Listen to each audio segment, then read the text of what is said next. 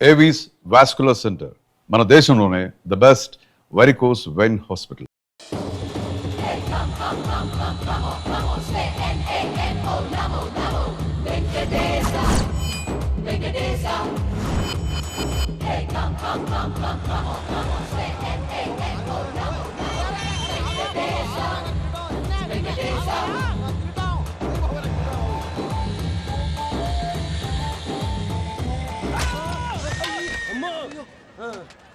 అమ్మో అయ్యో నీకేం కాలేదు కదా? ఒక్క నిమిషం బాబు, నా నడు సెట్ అయిపోయింది బాబు. సెట్ అయిపోయింది, నా నడు సెట్ అయిపోయింది. Thank you Babu, thank you, thank you Babu, thank you. ఇదిగో నీ కర్ర. నాగరేటం పడిపోతా. నా బండి మీద ఉంటే హెల్మెట్ అనుకున్నాను. మరి పారిపోతా. నిన్ను చూసి ఎవరు పారిపోతారు? అదిగో వాళ్ళని చూసి.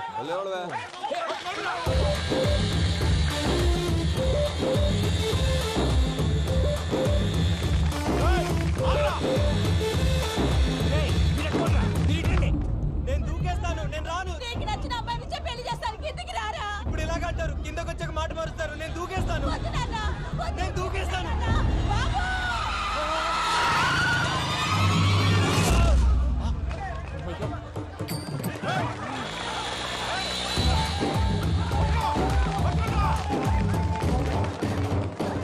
ఆగండి రాబాయ్, ఈడేంద్రా మలేషియా అన్న ఏరియాలో దూరిండు.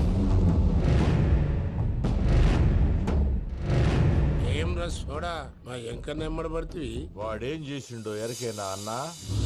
ఈ రోజు మన సోడా సాంబయ్య గారు ఎమ్మెల్యేగా పోటీ చేస్తున్నారంటే అది మనందరికీ గర్వకారణం. సోడా కొట్లో కూర్చున్న ఆయన్ని తీసుకెళ్లి అసెంబ్లీలో కూర్చోబెట్టాల్సిన బాధ్యత మనందరి మీద ఉంది.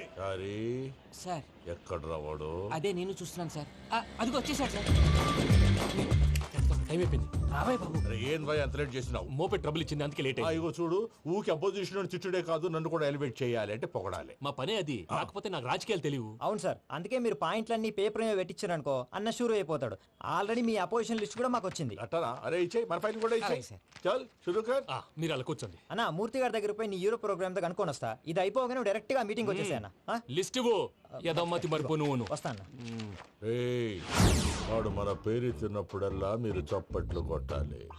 గది చూసి కిందున్న మనోళ్ళు ఫాలో అయిపోతారు. అందరికీ నమస్కారం. ప్రోగ్రామ్ స్టార్ట్ చేసే ముందు ప్రార్థన చేయటం నా అలవాటు. ఎందుకంటే సడన్ గా వర్షం రాకూడదు, కరెంటు పోకూడదు, కరెంటు వైర్ల మీద పడి ఎవరు రాలిపోకూడదు. రెడీగా ఉండండి రా. నమో వెంకటేశ. వెంకటేశ్వర స్వామిని తెలుసుకున్నానని మిగతా దేవుళ్ళు తక్కువ చేయడం నా ఉద్దేశం కాదు.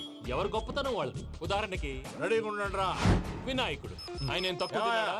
ఆ దేవుళ్ళ మీటింగ్ గురించి ఆపేసి మా మీటింగ్ సంగతి చూడు. సమయాభావం వల్ల అందరి దేవుళ్ళని కవర్ చేయలేకపోతున్నాను. ఇప్పుడు మీ అందరికి ఒక ముఖ్యమైన వ్యక్తిని పరిచయం చేయబోతున్నాను. రెడీగా ఉండండి రా. చిట్టి బాబు.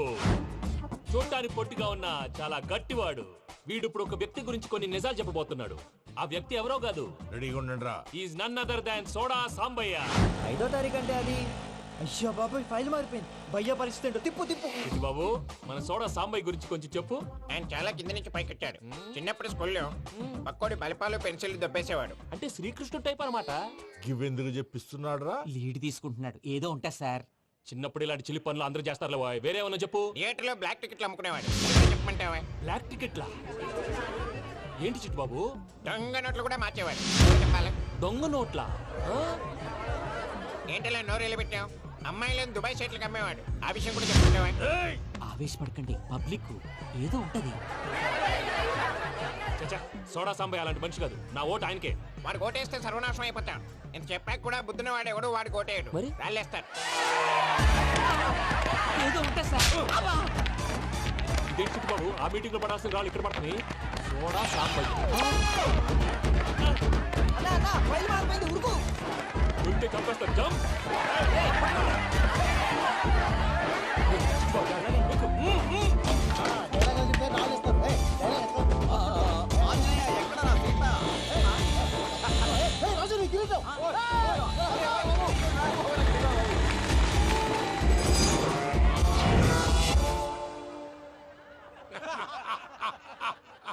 టోటల్ గా సోడా గ్యాస్ తీసేసిండన్నమాట. అరే ఇజ్జత్ పోయి మేము ఏడుస్తా ఉంటే గట్లా నవ్వుతారేమరా?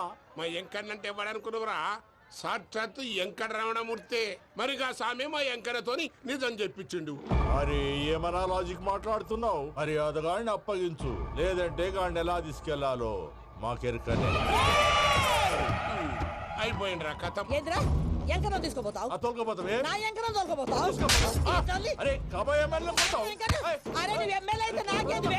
నడువే, నడు. నా ఎంకరం తోలు- అరే వాడు ఇద్దరు తీసుకున్నాక ఇచ్చేదా?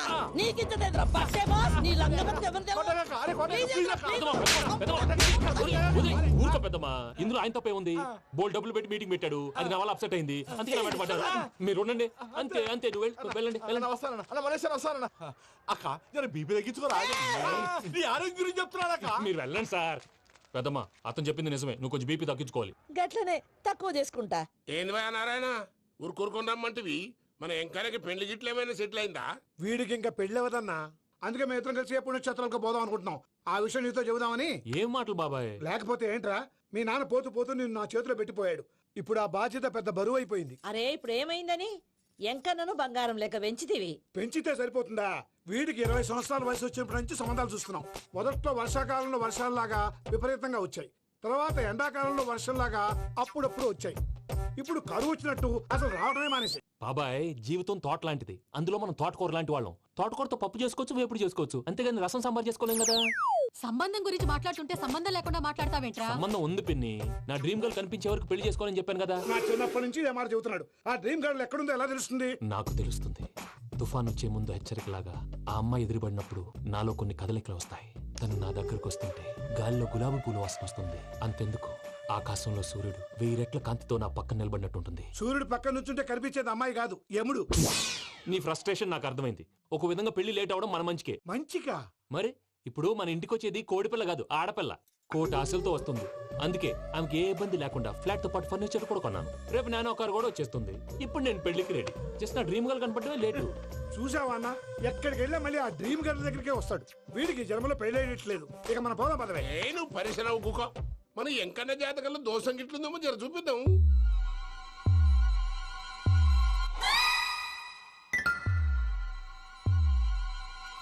ఏంది పంతులు, గంట సంధి అద్దం పెట్టి ఓ చూస్తాంటివి. చూడటం లేదు మల్లేష్, వెతుకుతున్నాను. బాబు చెప్పిన డేట్ ఆఫ్ బర్త్ కి జాతకానికి ఎక్కడ మ్యాచ్ కావట్లేదు. అర్థమైంది. డేట్ ఆఫ్ బర్త్ ఏం చెప్పావురా? December 13th. ఏ సంవత్సరం? ప్రతి సంవత్సరం. ఎదవ తెలివితేటలు చూపించకండి. ఎందుకండి తక్రారు? 1985 అని ఇక్కడ మెన్షన్ చేశారు. బాబు ఏంటి అలా కొట్టుకుంటున్నాడు? అబద్ధం చెప్పినప్పుడల్లా అలా కొట్టుకుంటాడండి. నిజం చెప్తే నేను ఎవరైనా కొడతారా? Why are you wasting my time? అసలు విషయం నేను చెప్తాను పంతులు గారు. మీరు ఆగండి, నేను చెప్తాను. ఏంటి అప్పుడు పుట్టావా? అప్పుడు పుట్టకూడదండి. ఎప్పుడైనా పుట్టొచ్చు. ఈ డేట్ అయినా కరెక్టేనా? నేను అబద్ధం ఎప్పుడు ఒకసారి చెప్తాను. ఓహో, అదొకటి ఉందన్నమాట. ఇప్పుడు సెట్ అయింది. అయితే నా డ్రీమ్ గర్ల్ తో మ్యాచ్ సెట్ అయిపోద్దా? గ్రహాలన్నీ ధర్నా చేసినట్టు ఒకే రూమ్ లో ఉండిపోయినాయి. క్లమ్జీగా ఉంది. పోనీ డేట్ ఇంకోసారి చెప్పంటారా? నో నీడ్ మా. అయితే పెళ్ళప్పుడు చెప్పండి. పోలవరం ప్రాజెక్ట్ లాగే నీ జాతకంలో కూడా క్లారిటీ లేదు రాజా. పలాసా గారు, మీకు చూడటం రాదని చెప్పండి, అంతేగాని మిడిమిడి జ్ఞానంతో జాతకం చెప్పి ఓ పసివాడి జీవితంతో ఆడుకోవద్దు. బాబుకి ఆవేశం ఎక్కువ. పసివాడు అని పెద్ద పెద్ద పదాలు వాడుతున్నాడు. నన్నే శంకిస్తున్నాడు మల్లేష్. ఏలే జర పరిశ్రమలో ఉండి అట్లా మాట్లాడతాండు. నువ్వే మంచి మనసు చేసుకుని ఇష్టం ఎందుకు చెప్పరాదు? దాన్నే ఉందిలేరా మళ్ళీ. బాబుకు త్వరలో విదేశీయానం ఉంది. ఇది కరెక్ట్ గా చెప్పారు. నీకు దైవభక్తి కూడా ఎక్కువ. ఇది కరెక్టే. ఇవన్నీ ఎంత కరెక్టో నీ పెళ్లిలో ఉన్న సస్పెన్స్ కూడా అంతే కరెక్ట్. మరి సస్పెన్స్ క్లియర్ అవడానికి ఏం చేయాలి? ఈ టైప్ సిచ్యువేషన్స్ లోనే నేను గవ్వలు నేను నమ్ముకున్నాను. మిమ్మల్ని నమ్ముకున్నాను. ఈ గవ్వలు నేను బాగా కలిపి వేస్తాను. అన్ని బోర్లా పడితే నీ పెళ్లి అవుతుంది, తిరగబడితే నీ పెళ్లి అవదు. సగం అటు సగం ఇటు పడితే ఎటు కాకుండా పోతావు. ఏంట్రా మళ్ళీ ఇది? దేనికైనా లిమిట్ ఉంటుంది కదా. నోటుకొచ్చి వేస్తానమ్మా.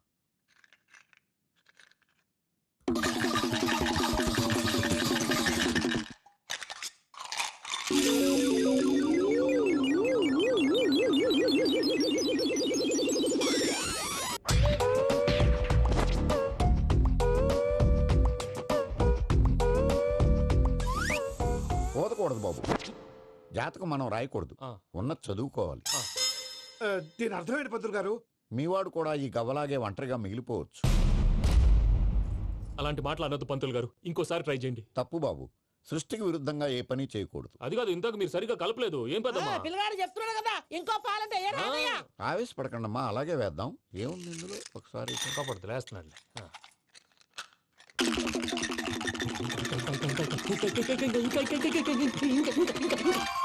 నువ్వు కల్